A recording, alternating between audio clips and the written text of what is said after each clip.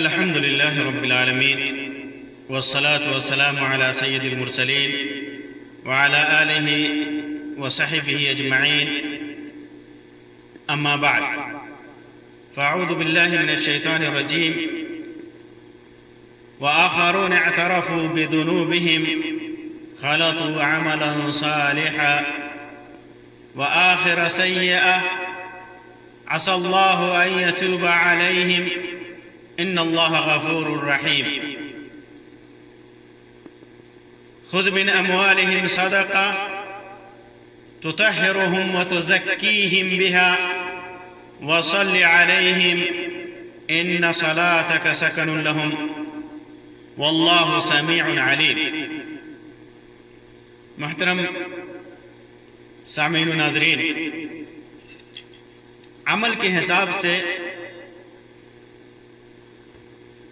انسان تین طرح کا ہوتا ہے. انسان تین طرح کا عمل کرتا ہے. بعض انسان ایسا ہوتا ہے جو صرف برا عمل کرتا ہے، برائیوں کا قصد کرتا ہے، برائیوں کا ارادہ کرتا ہے، برائیوں کی طرف جاتا ہے. ایسے انسان کے لیے جزا و سزا متعین ہے اللہ تبارک و تعالیٰ کے ہاں، دنیا میں بھی اور آخرت میں بھی. اور ایک انسان ایسا ہوتا ہے جو صرف نیکیاں کرتا ہے، نیکیوں کا قصد کرتا ہے، نیکیوں کا ارادہ کرتا ہے، نیکیوں کی طرف بھاگتا ہے، اسے نیکیاں کرنے کی توفیق ہوتی ہے، عمل صالح کی توفیق ہوتی ہے. ایسے انسان کا بھی ثواب اللہ تبارک و تعالیٰ کے ہاں بے شمار ہے. یہ اللہ کا نیک بندہ ہوتا ہے، صالح ہوتا ہے، نیک ہوتا ہے. لوگوں کی تیسری قسم وہ ہے جس کے اندر جو لوگ نیک اور بد دونوں اعمال انجام دیتے ہیں. نیکی بھی کرتے ہیں، برائی بھی کرتے ہیں. نیکی بھی کرتے ہیں اور برائی بھی کرتے ہیں. آج کی اس مجلس میں میں انہی لوگوں کے سلسلے میں چند باتیں رکھوں گا. انہی لوگوں کے سلسلے میں ان کا حکم کیا ہے، ان کے ساتھ اللہ تبارک و تعالیٰ کا معاملہ کیا ہوگا، یہ اللہ تبارک و تعالیٰ ان کے سلسلے میں جو بیان کر رہا ہے وہ آپ کے سامنے رکھوں گا. اللہ تبارک و تعالیٰ فرماتا ہے وَآخَرُونَ اعْتَرَفُوا بِذُنُوبِهِمْ خَلَطُوا عَمَلًا صَالِحًا، کہ کچھ لوگ ایسے ہیں، دوسرے لوگ ایسے ہیں جنہوں نے اپنے گناہوں کا اعتراف کیا، اقرار کیا. خَلَطُوا عَمَلًا صَالِحًا وَآخِرَ سَيِّئًا، ان لوگوں نے اپنے نیک اور بد کاموں کو ملا دیا، بد کاموں کو ملا دیا. عَسَى اللَّهُ أَن يَتُوبَ عَلَيْهِمْ إِنَّ اللَّهَ غَفُورٌ رَحِيمٌ. قریب ہے کہ اللہ تبارک و تعالیٰ انہیں معاف کر دے. اللہ تبارک و تعالیٰ بے شک مہربان ہے، غفور ہے، رحیم ہے، مغفرت کرنے والا ہے. یہ آیت کریمہ اس وقت نازل ہوئی جب اللہ کے رسول صلی اللہ علیہ وسلم نے غزوہ تبوک میں نکلنے کا اعلان کیا، اعلان عام کیا صحابہ کرام کے درمیان کہ تبوک میں جہاد کے لیے نکلنا ہے، تبوک کے لیے. اور یہ اعلان عام تھا، سارے لوگوں کو اس کے اندر شرکت کا حکم دیا گیا تھا. موسم بہت ہی گرم تھا، راستہ تپش والا موسم تھا، گرم ہوائیں چل رہی تھی، صحرا در صحرا جانا تھا. اور یہ ایسا موقع تھا، روایتوں میں آتا ہے کہ مدینے میں کے جو درخت تھے پھل پھول سے لدے ہوئے تھے، سائے دار درخت تھے. یعنی مدینے کے لیے نہایت ہی سازگار موسم تھا، لیکن سفر کے لیے سخت گرمی میں، جھلس میں، تپش میں جانا یہ بڑا مشکل تھا. تو جو صحیح ایمان والے تھے، حقیقی ایمانوں میں جو مومن تھے، وہ اللہ کے رسول صلی اللہ علیہ وسلم کے ساتھ نکلے. جہاد کیا اور آپ صلی اللہ علیہ وسلم کے ساتھ سالمن غانمن سلامتی کے ساتھ غنیمت کے ساتھ واپس ہوئے. لیکن کچھ لوگ ایسے تھے جنہوں نے معذرت کر دی، عذر پیش کیا، اور عذر پیش کرنے والوں میں دو قسم کے لوگ تھے. ایک جو خالص منافق تھے، ان کا ارادہ ہی یہ ہمیشہ ہوتا تھا کہ مسلمانوں کو تکلیف پہنچائے، نبی کو تکلیف پہنچائے.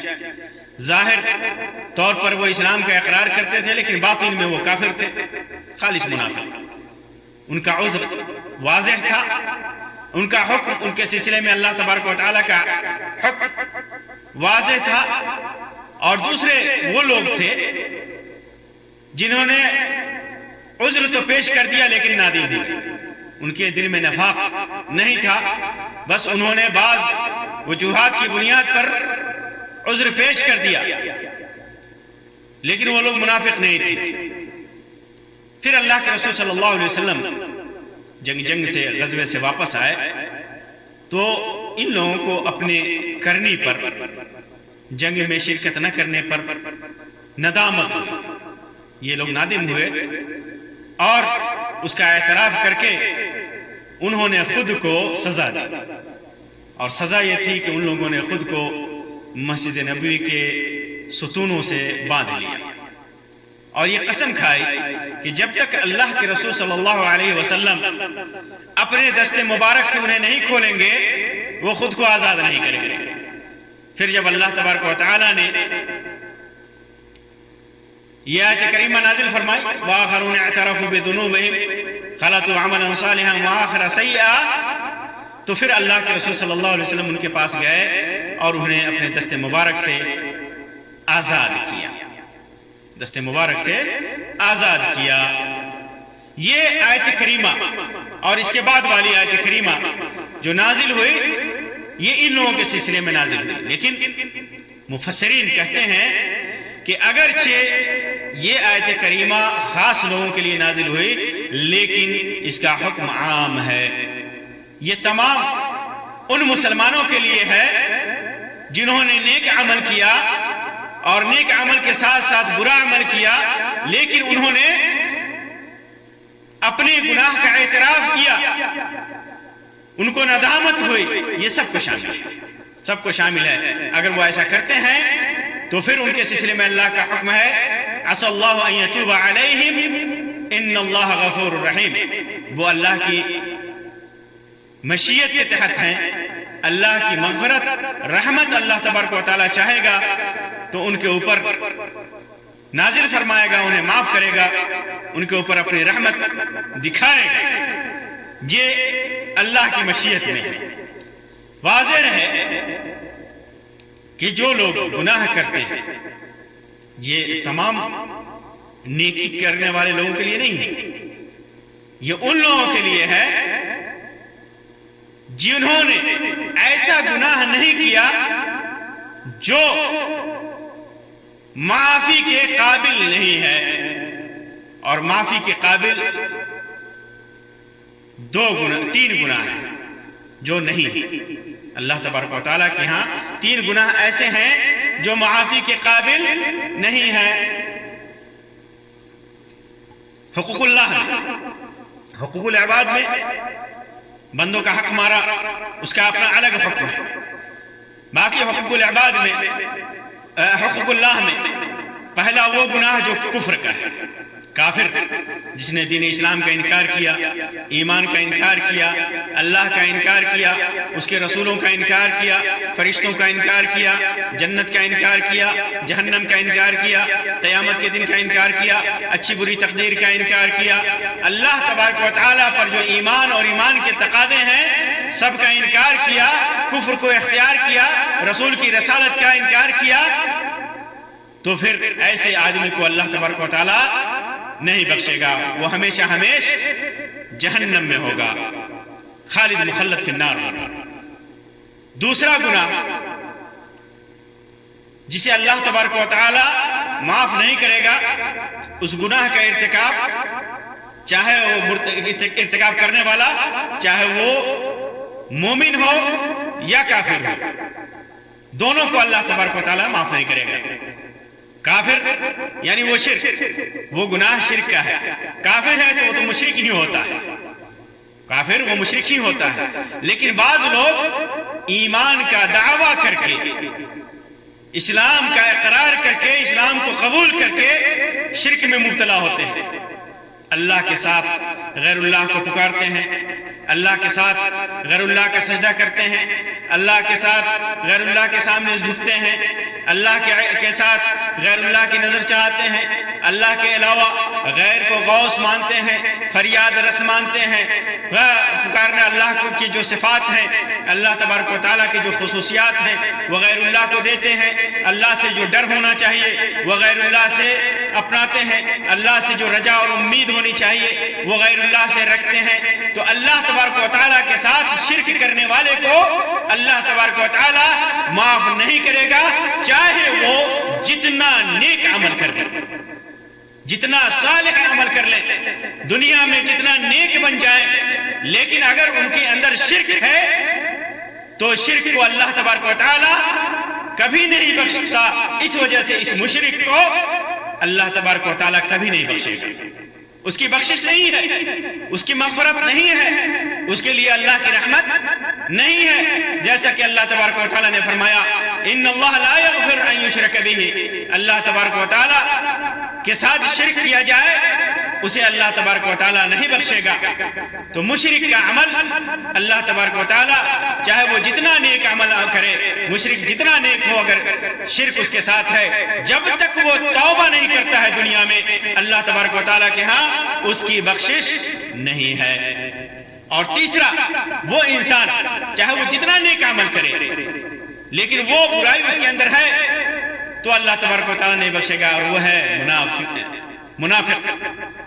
منافق کے ساتھ اگر نفاق ہے، نفاق خالص ہے، خالص منافق ہے وہ، تو اللہ تبارک و تعالیٰ کے ہاں اس کی بخشش نہیں ہے جب تک وہ دنیا میں مرنے سے پہلے اپنے نفاق سے توبہ نہ کر لے۔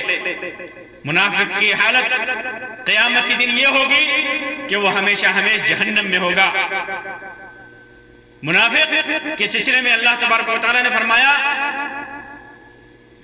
فی الدرک الاسفل من النار، یہ منافقین جہنم کے سب سے نچلے طبقے میں ہوں گے، گھٹیا طبقے میں ہوں گے۔ منافقین کی حالت اللہ تبارک و تعالیٰ نے سورہ توبہ کے اس آیت سے پہلے والی آیات میں پوری تفصیل کے ساتھ بیان کیا ہے کہ کس طرح یہ اللہ اور اس کے رسول کو دھوکہ دینے کی کوشش کرتے ہیں، اور ان کا عمل اللہ تبارک و تعالیٰ کے ہاں کوئی بھی نیک عمل مقبول نہیں ہے۔ تو یہ تین طرح کے گناہ یا تین طرح کے لوگ جو ان گناہوں کا ارتکاب کرتے ہیں، ان کی بخشش نہیں ہے، ان کے نیک اعمال قبول نہیں کیے جائیں گے اللہ تبارک و تعالیٰ کے ہاں۔ اس میں اس آیت کریمہ کے اندر وہ لوگ مراد ہیں جو نیک ہیں، جو نفاق اور شرک اور کفر سے پاک ہیں، دور ہیں، انہوں نے چاہے جتنا بڑا گناہ کیا ہو، اللہ تبارک و تعالیٰ کے ہاں ان کی بخشش ہے۔ اگر اللہ تعالیٰ چاہے اپنی رحمت کرے انہیں بخش سکتا ہے، ان کے گناہوں کو معاف کر سکتا ہے۔ عسى ان يتوب علیہ، عسى اللہ ان يتوب علیہ، اللہ انہیں بخش سکتا ہے کیونکہ اللہ غفور الرحیم ہے۔ اسی وجہ سے حدیث میں آتا ہے کہ جس نے صدق دل سے لا الہ الا اللہ کا اقرار کیا، یعنی شرک سے دور رہا، کفر سے دور رہا، خلوص دل سے اس نے کلمے کا اقرار کیا، اور وہ جو بھی عمل کرتا ہے پھر بھی اللہ تبارک و تعالیٰ اسے جنت میں داخل کرے گا اپنی رحمت کی بنیاد پر، مغفرت کی بنیاد پر، اپنے نبی کی شفاعت کی بنیاد پر۔ تو یہ ان کا ذکر ہے جو شرک، کفر اور نفاق سے دور ہے۔ یہ وہ لوگ ہیں جنہوں نے اچھا عمل کیا، جنہوں نے برا عمل بھی کیا ہے لیکن اس پر نادم ہے۔ اس سلسلے میں اس کی تائید ایک روایت سے ہوتی ہے جسے امام بخاری رحمۃ اللہ علیہ نے اس آیت کی تفسیر میں ذکر کیا ہے۔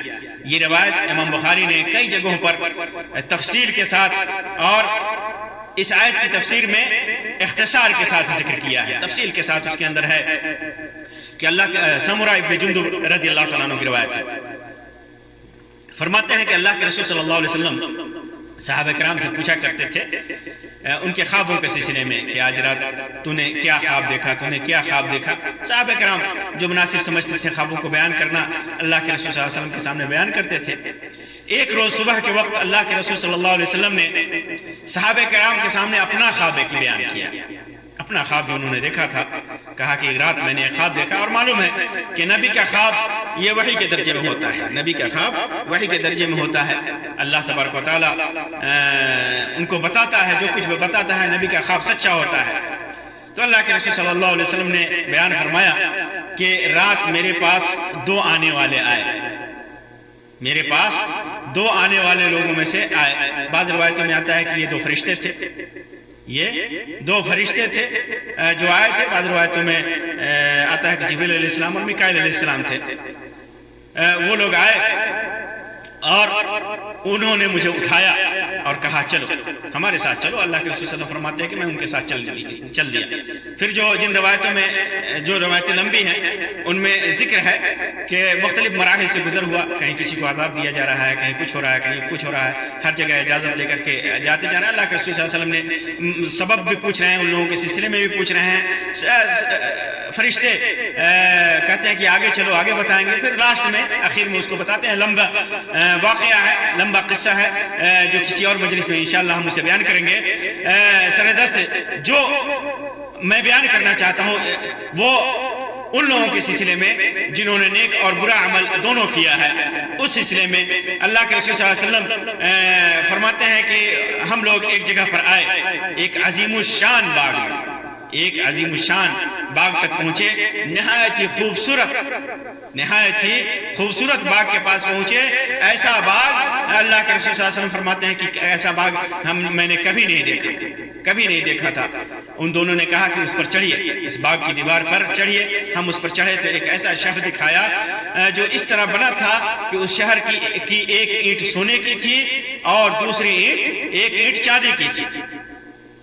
اس شہر کی بناوٹ ایسی تھی کہ ایک اینٹ اس کی سونے کی اور ایک اینٹ چاندی کی تھی۔ کہتے ہیں کہ ہم شہر کے دروازے پر آئے تو ہم نے اسے کھلوایا، وہ ہمارے لیے کھلا گیا۔ ہم اس میں داخل ہوئے، ہم نے پھر وہاں پر جب ہم اس میں داخل ہوئے اس شہر میں، تو وہاں پر ایسے لوگوں سے ملاقات ہوئی، ایسے لوگ ہمارے سامنے تھے جن کا آدھا جسم بہت ہی خوبصورت تھا، نہایت ہی حسین و جمیل تھا۔ بعض روایتوں میں آتا ہے ما انت رائع، یعنی جتنا تم سوچ سکتے ہو اتنا زیادہ خوبصورت تھا۔ آدھا جسم، پورا جسم نہیں، آدھا جسم جتنا انسان سوچ سکتا ہے، جتنا دیکھ سکتا ہے اتنا خوبصورت تھا، اور ان کا آدھا جسم نہایت ہی بدصورت تھا۔ روایتوں میں آتا ہے ما انت رائع، جتنا تم سمجھ سکتے ہو، دیکھ سکتے ہو اتنا زیادہ بدصورت تھا۔ ان لوگوں کا آدھا جسم خوبصورت تھا، بہت زیادہ خوبصورت تھا، حسین و جمیل تھا، اور آدھا جسم حد درجہ بدصورت تھا، نہایت درجہ بدصورت تھا۔ پھر ان دونوں ساتھیوں نے، دونوں فرشتوں نے ان لوگوں سے کہا کہ جاؤ اس نہر میں کود جاؤ۔ قریب ہی میں ایک سامنے نہر بہ رہی تھی، اس کا پانی نہایت ہی سفید پانی تھا۔ کہا کہ اس نہر میں جا کر تم دونوں کود جاؤ۔ وہ دونوں اس نہر میں، تم لوگ اس میں کود جاؤ۔ وہ لوگ اس میں، ان دونوں نے کے کہنے پر اس نہر میں کود گئے۔ پھر اس نہر میں ڈبکی لگانے کے بعد واپس آئے تو ان کا عیب جو تھا، جو ان کی بدصورتی تھی، وہ ختم ہو چکا تھا، وہ عیب ختم ہو چکا تھا، اور پورا جسم خوبصورت ہو چکا تھا، نبی اکرم صلی اللہ علیہ وسلم نے فرمایا کہ دونوں فرشتوں نے کہا مجھ سے کہ یہ جنت عدن ہے۔ جنت کا جیسا کہ معلوم ہے، روایتوں میں آتا ہے مختلف جنت کے مراتب ہیں، مختلف جنتیں ہیں۔ جنت ریان ہے، جنت الفردوس ہے، فردوس اعلیٰ ہے۔ انہی میں سے ایک جنت عدن ہے۔ کہا کہ یہ جنت عدن ہے جو آپ کی منزل ہے، یہ جنت عدن ہے، آپ کی منزل ہے۔ اور جن لوگوں کو آپ نے ابھی دیکھا ہے، جن لوگوں کو آپ نے ابھی دیکھا ہے کہ وہ خوبصورت تھے، آدھا جسم کیا اور آدھا جسم ان کا بدصورت تھا، اور یہ لوگ پھر اس کے بعد اس نہر میں کود کر کے جو خوبصورت ہو چکے ہیں، یہ لوگ وہ لوگ ہیں جنہوں نے دنیا میں اچھے اور برے کام کیے تھے، اچھے کام بھی کیے تھے اور برے کام بھی کیے تھے، اور اللہ تبارک و تعالی نے انہیں معاف کر دیا تھا۔ یہ وہ اچھے لوگ ہیں۔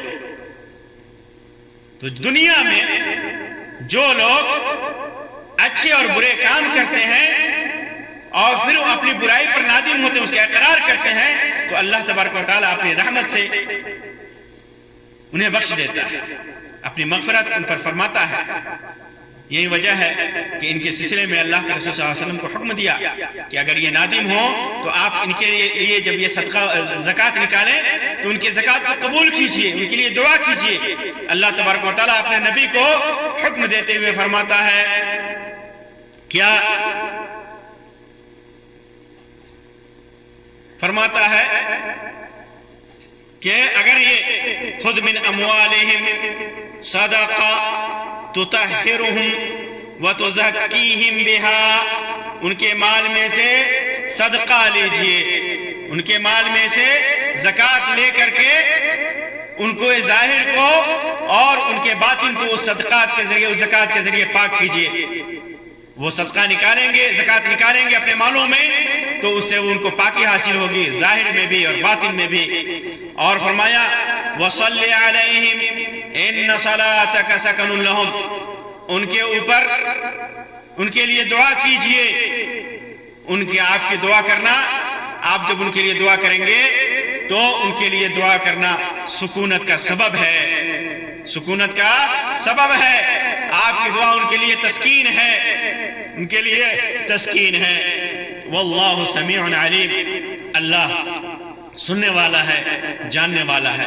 یہ آیت کریمہ پہلی آیت کریمہ سے متعلق ہے، خاص ان لوگوں کے سلسلے میں نازل ہوئی ہے، لیکن جس طرح وہ اس آیت کا حکم عام ہے، یہ آیت بھی عام ہے ان تمام لوگوں کے لیے جو برا عمل کرتے ہیں نیک اعمال کے ساتھ ساتھ، تو پھر وہ اعتراف کرتے ہیں، اقرار کرتے ہیں، توبہ کرتے ہیں، تو اللہ تبارک و تعالیٰ ان کی توبہ کو قبول کرتا ہے، ان کے اعتراف کو قبول کرتا ہے اور ان کے اوپر اپنی رحمت فرماتا ہے اور دعائیں قبول کرتا ہے، ان کے زکوٰۃ کو قبول کرتا ہے۔ تو یہ وہ لوگ ہیں جنہوں نے نیک عمل کے ساتھ ساتھ برا عمل بھی کیا ہے۔ اللہ تبارک و تعالیٰ سے دعا ہے کہ اللہ تبارک و تعالیٰ ہمیں برے اعمال سے بچائے، نیک اعمال کرنے کی توفیق عطا فرمائے۔ اللہ تبارک و تعالیٰ ہمیں اپنی رحمت اور مغفرت میں رکھے، اپنی رحمت اور مغفرت کا سایہ ہمارے اوپر فرمائے۔ آمین یا رب العالمین، وآخر دعوانا ان الحمدللہ رب العالمین، وصلی اللہ علی خیر خلق وسلم، والسلام علیکم ورحمۃ اللہ وبرکاتہ۔